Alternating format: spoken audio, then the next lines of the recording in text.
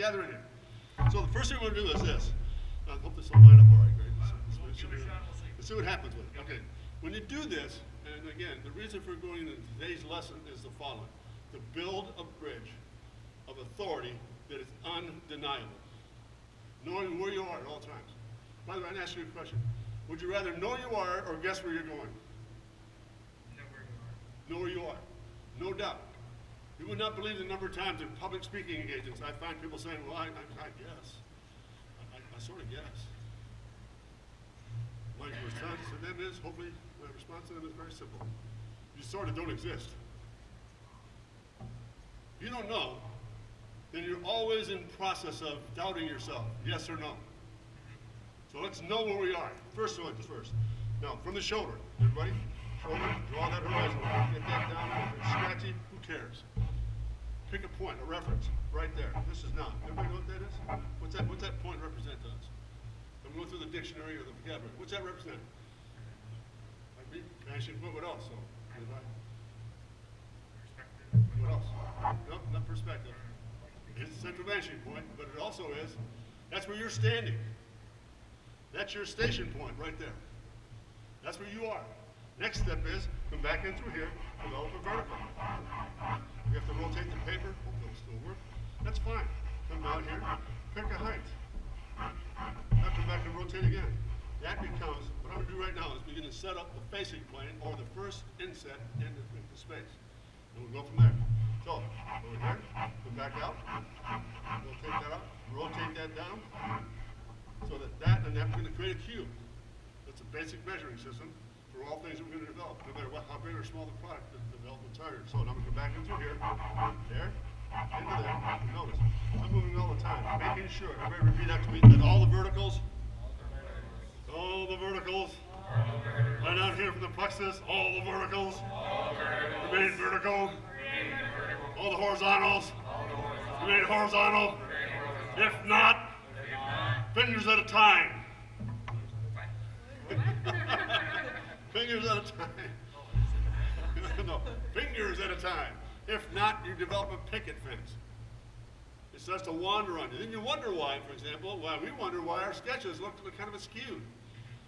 The reason we do this, and again, pardon me for going back to this, the authority side of it is to make sure that all those elements are coming into play at the right time to move on and advance our cause. Not to be static about it. So once you've got that, this is called a facing plane. Now I'm out front, I'm going to move you back into space now. All set? Now I hope this is not redundant for everybody. So far so good? When you come back in, now notice, I'm going to move the paper. I watch people work sometimes, God, it's like this, just white knuckle special. They don't move the paper around, which helps you adjust the picture plane. So next step, rotate it out. Drive line, draw through it. Come back and rotate again, draw through it. Come back down again, draw through it. Notice, how many of you have a hard time drawing a straight line? Everybody repeat after me, right? We're going to do a cha-cha-cha-cha-cha. Ready? Draw from the shoulder. No, that's not even cha-cha. Good God. It's awful. You guys. Draw from the shoulder. And you get bolder. There it is. I'm going to write a book about all this stuff. Pardon me? Okay, ready? Draw from the shoulder. Many of us use them in the elbow or the wrist, and it never functions properly. So once again, from the shoulder. And a good way to develop a good straight line philosophy here. Pardon me, I'm going to spend a lot of this time here. The reason for doing that is this. If you have a difficult time with straight lines, give yourself a little lesson plan every day for about 10 minutes. Just sit down with a sheet of paper and go like this. There's your target, central vanishing point. See it, strike it. Rotate again. See it, for example, ready? See it, strike it. Rotate again. See it, strike it. All of a sudden, that shoulder just frees it up. That's the whole penumbra of getting things to become much more authoritative from developing lines and line weights. All set? Now, here's where I'm going to start. Hey, good morning. How are you? There's a little thing that we talked about on Wednesday with David's program. Jim's a genius. I'm going to use this pen. Just come over here. If you look at that sketch, you're going to see this line. Then you see that. You'll see a line doing this. True? This is 90 degrees of perspective. True? What is that line right there? In. Right. All set? So when you get to that station right there, his genius was, let's put the hard line in there. His genius was coming to this nearest angle in perspective, which is right there, from where you're standing, your station point. Take that line and bisect it, then trisect it. And I'll explain that in a moment, why we work that way. All set? So when you get to this station right here, pardon me for a moment, I guess I can't move along here, Dave. Jeez.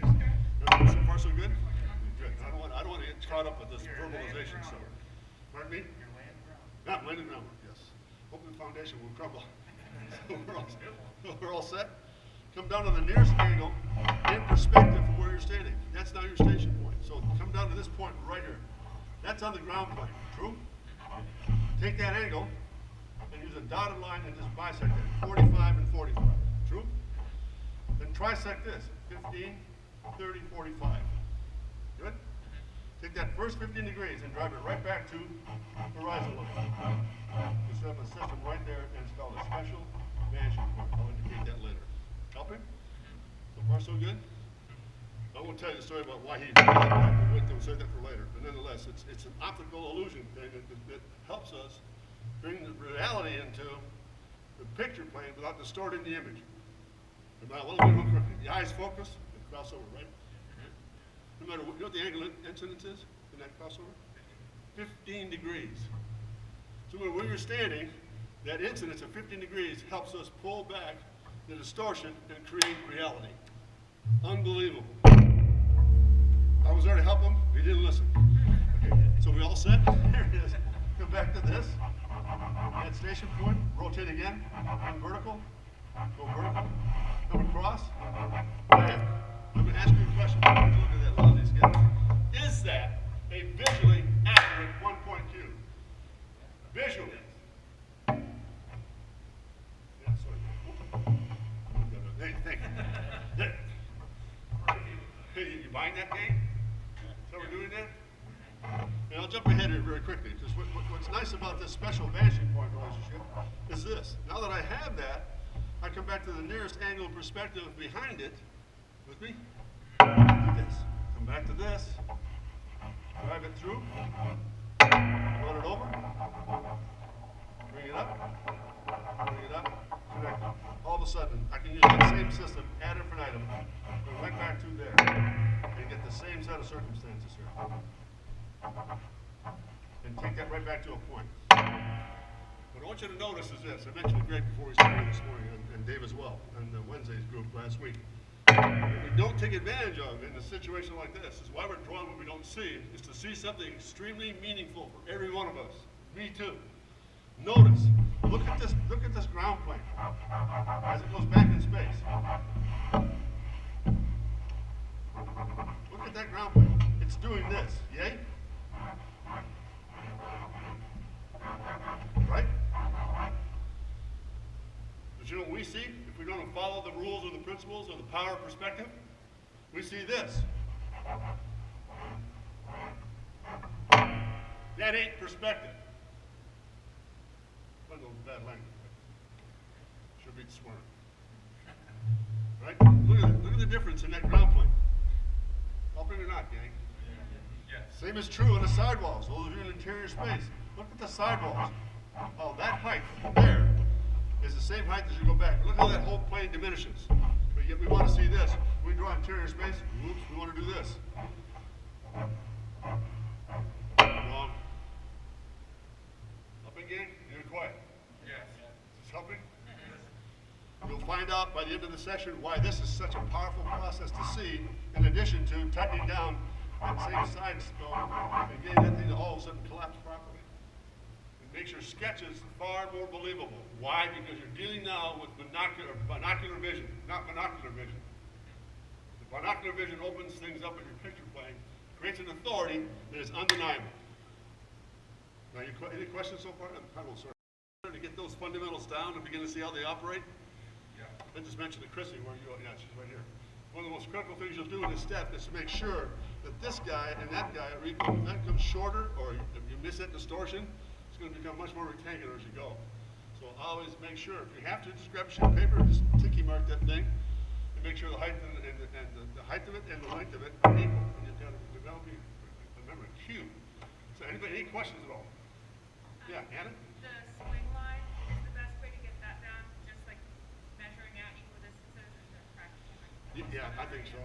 Yeah. Well, I've used that system in the very beginning during Mead's perspective class. We do that thing. We just kind of train our eyeballs and just swing that line down to make sure it's equal. But oftentimes it's difficult for you to issue paper to make sure that's accurate.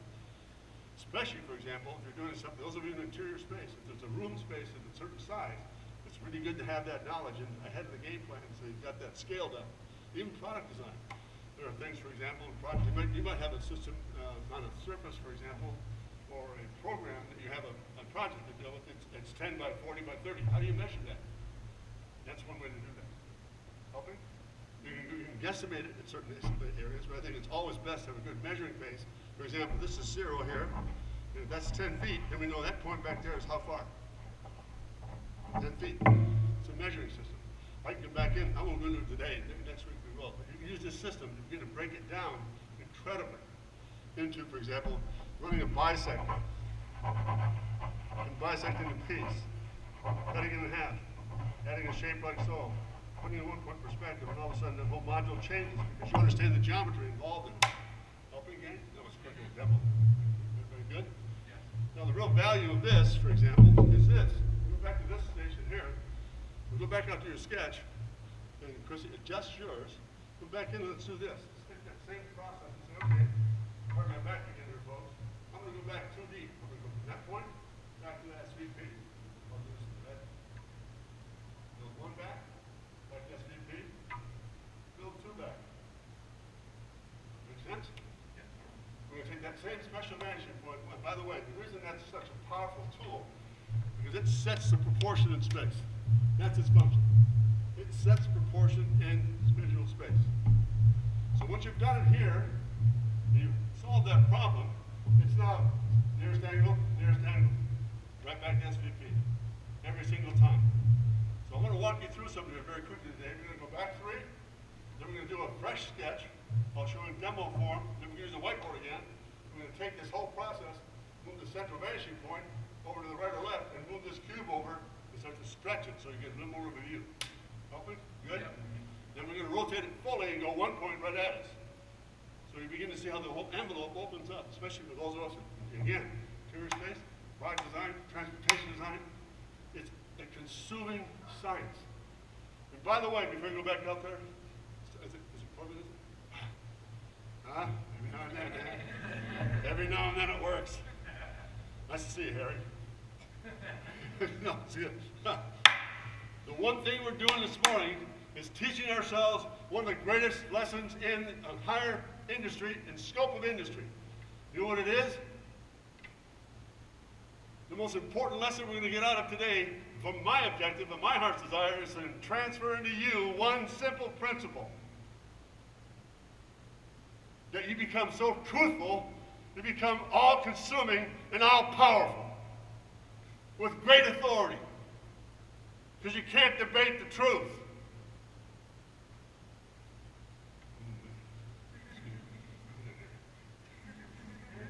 Now you can shoot. Thanks very much. To me, that's the most vital part of getting into a system like CC. Anywhere I go, the first thing I establish with every given group is the ability to have truth on your side. And when it comes up in debate, you can't be debated. And if someone challenges you, do yourself a favor.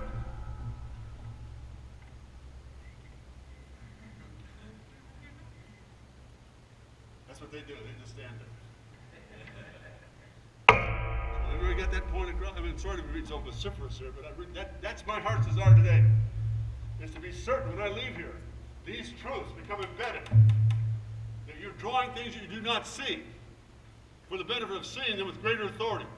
It becomes part of muscle memory, and all of a sudden you open things up and it begins to expand your vocabulary, and believe me, it'll change the way you look at certain things. Your vocabulary will adjust. Unless you're going, like I have a big afro wing, this big a podium. It'll change the way you look. I go to the podium, put the afro wing, come back up, I was bald. Here I am, I just changed. Metamorphosis is amazing.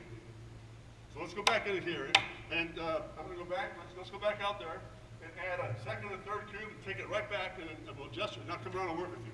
The whole trick of learning how to visualize that nearest angle in perspective is really difficult. It comes down to this. You-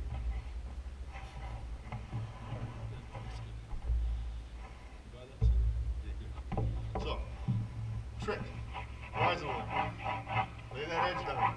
Come over here. Pick a reference point. This is the angle you want to work with. That now becomes ground plane. Helping again?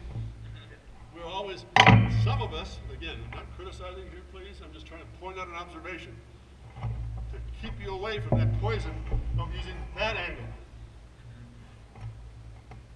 If I look at this in perspective, that angle is literally doing this. That is not perspective. Now it is, but in that view it's not. That's a facing plane. It's devoid of any perspective. There's no collapse. It's a pure 4x4 cube or 8x8, whatever you assign it to be. Helping? This now becomes critical. That now becomes ground plane. That's what you work with. And once that's established, again, I ruined it. What else is good? So once you have that, pardon me, once you have that ground plane set, rotate it, look right at it. 45 or 90 degrees in perspective, take that visually and just bisect that line right there. Split it. Then come back in again, trisect it. You'll find that that line will give you right back into magic in terms of putting together the right proportion. By doing it, try it yourself. Take this line right here and extend it back. You'll find that line to be about another maybe quarter inch or quarter scale depth back in space. It distorts it, becomes a rectangle. Is this helping, gang? Secondly, I noticed as well, Chris had a great question. In that first instance, for example,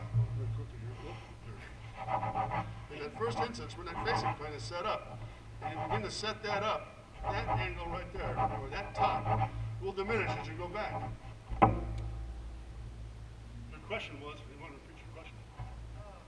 Was it that it would never go past the slide? Right. It always will go back and recede as you go. It'll always be fooling, for example, working with Allie. If you find your lines driving back to VP are doing this, what I refer to as the elbow light, the divine football. Okay? If you start doing this and this, guess what happens? Picket fence. It rotates. That's why it's critical to come from the shoulder. Open that up from the shoulder. You got it. So, all right, you were done with that exercise. You're very good with that, getting the 2-3 back. All right. Want me to use this, or is this okay? Demo lines. Is this all right? Okay, good. Now I'm going to take that same set of circumstances, or do the following. I'm going to take that same process now. I'm going to set up horizon line. Station. Develop.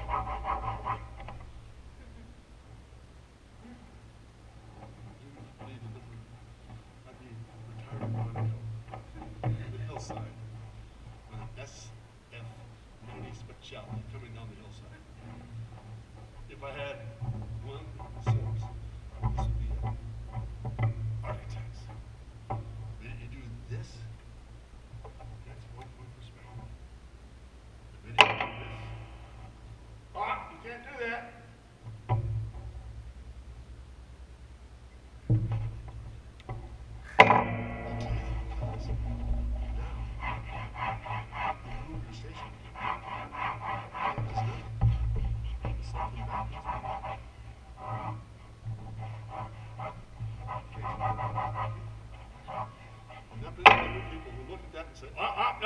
That's 2 point perspective.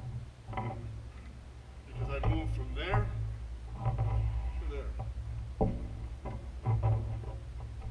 So, it's still 1 point. Because again, that is a facing plane. Zach, you kind of squinted there. Help me. Is that because the first line that you draw isn't, the shape you're building isn't, the perspective point isn't within the shape? Right. Okay. I move I can walk all across that horizon line and create any number of vanishing points on it. True or not? True? If I step outside, how many of you have drawing books at home? Anybody have drawing books? Drawing books. Good. Go home and burn them. Everything you see in a drawing book is, this is 1 point perspective.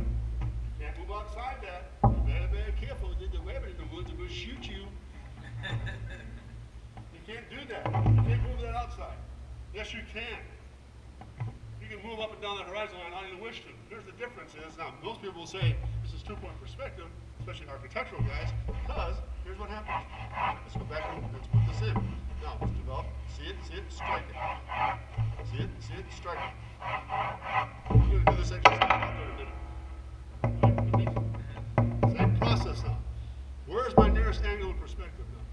Where am I standing? Here. Where's my nearest angle on the ground plane in perspective? So I'm going to point that out to me. In perspective, nearest angle to me where I'm standing at. Right there. So it's right here, correct? That's ground plane. Helping gang? Ah, see it? How many of us rationalize this as nearest angle, but it's not in perspective? That's the difference. Helping gang? Yes. So once that I have that, now I'm going to take that and bisect it. And I'm going to trisect that 15, 30. Drive it through. Develop what is known as a special vanishing point, or the Prince of Proportion. That's what I call it. It's the Prince of Proportion. So look at that. Oh, by the way, if you really believe in this whole process of using that first bisector, that 45 split, look what happens.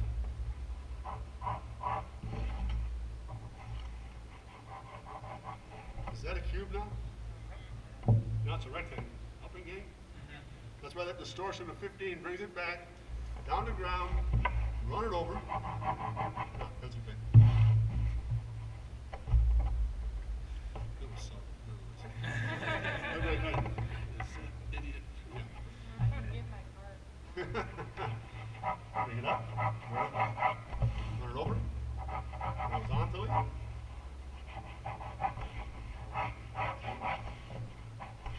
It's going to be this over here.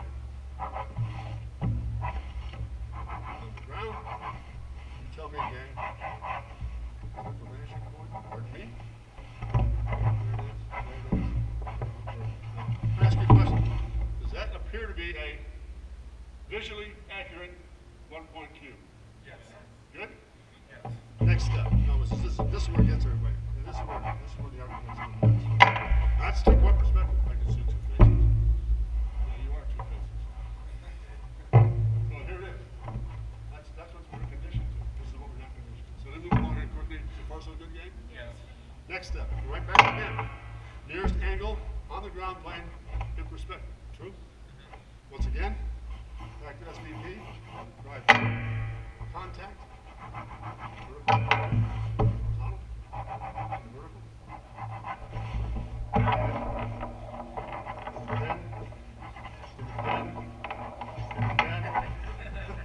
The pen. They always go to the right. They always go to the right. They always go to the right. That's a great film line, but nonetheless. Yeah, you heard that line? Well, I tell you what, we got this youth. Wow. This youth is, my youth is catching up. I'm about to do this mission. Don't I wish. So there's two, right? Now, come back in again. Nearest angle of the ground plane. That corner. Back in again. There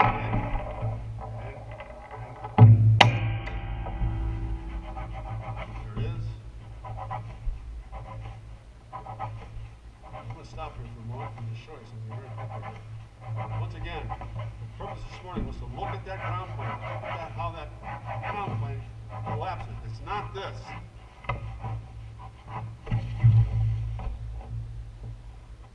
Oh, sorry about that. Yeah, thanks, Greg. It's not that. Look how that whole plane begins to distort. Helping, gang? You're quiet. So why is that gray-haired idiot bald guy talking about distortion? That's what gives you reality. You cheat space. Learn how to see space properly. You cheat reality. Another great line from Dr. Reed was this. You guys want to see reality? Sure. That's a question, all of you. You want to see reality? Yeah. Yes. Great, buy a camera.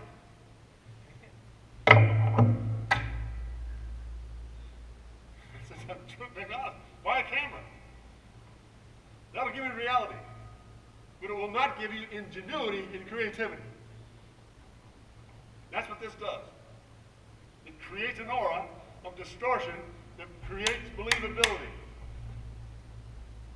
Because it distorts reality according to what Michael sees, what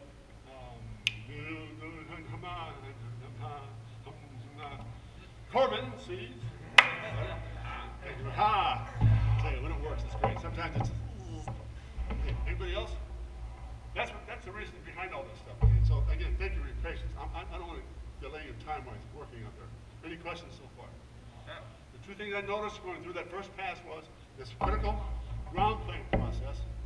And number two, making sure the verticals and the horizontals remain as is. And don't be embarrassed. Greg brought it up as well. Great point. Do not be embarrassed. Take a sheet of paper, pardon me. And if you have a difficult time, once you lay that vertical down, don't be embarrassed. Go back in and just double check it. Yes, one of the great joys of youth. That's okay, shut up. It's practice, practice, practice. The more you see it, the more you believe it. That's a good one. When you've been doing this for 40, it becomes part of muscle memory. So to answer your question, I see things not a matter of product or automobile or car or whatever it may be. I see it as structure. And I think that's the nice thing about working with you this morning. All of a sudden, I've seen remarkable progress in a matter of 40 minutes. Yes or no? Really remarkable. And I think it's going to pay great dividends when you start to carve the forms out of it. You begin to make shapes and surfaces into it and out of it. Tremendous asset. I did notice this. I'm going to ask you to do one more thing before we wrap it up here. It won't take long at all. What I noticed is this. I pretty strongly recommend between now and next Tuesday, do yourself a favor. I see a lot of lines doing this. A lot of lines doing that. When you begin to move things in space, notice, not a simple task, but a really disciplined task. Rotate the paper, rub that shoulder, and just let the pencil just dance in your hands. Just dance. Look like back in through here. Make sure you hang on to it.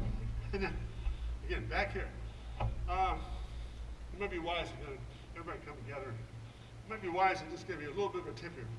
This represents, in the drawing process, when your hands are back here, that represents what, David? Yeah, search or ideation. You're searching. Hands are back here. Lightly. Keep it light until it's. Got it. Keep it light. Hands back. Just dance on the paper. Just let it touch. Let it touch. Rotate it again. Let it touch. From the shoulder. From the shoulder. From the shoulder. Let's search. Now commit. With my hands. Come down from there. Down to here. Up. Down. Rachel. Up. Down. Just did it. I just went up instead of going down. Now it's okay. Now, search. Commit. Line weight G. Line thrust. Put more pressure on it. But the largest issue is to prevent that windshield wiper special from the shoulder, lightly, back here. Just strike through it. Strike through it. Strike through it. In order to get those lines done. And what happens when you take them back in space, give you a good example. CVP. Uh-oh. You start to connect the dots. Uh-oh.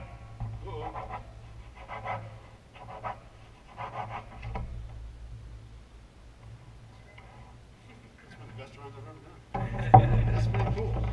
All right, does that help, gang? Yes. Again, I'll say this, and I hope I say it with respect to each one of you. Because I work with it every single day. I get up in the morning, the first thing I tell myself is this. If I'm too big to do the little things, I'm too little to do the big things. Every day, that's been my anthem. Help me to see how powerful the little things are so I can take care of the big things. That's what you're doing right here. These are little things that become extremely explosive when you work with them. Okay, gang? Yep. All right, I made an issue, and then real quick here, real issue of the reason we're looking, look at your sketches now. Everybody knows how that ground plane has a little bit of parallax to it? Distortion? Very cool. Ready? This is what we're going to do. We're going to do an exercise. We're going to do this. We're going to take this and this, rotate, and that. this, and this, and that, and that. That's it. Helping? So, do a little more here. Tighten it down just a little bit. Now we're going to do this.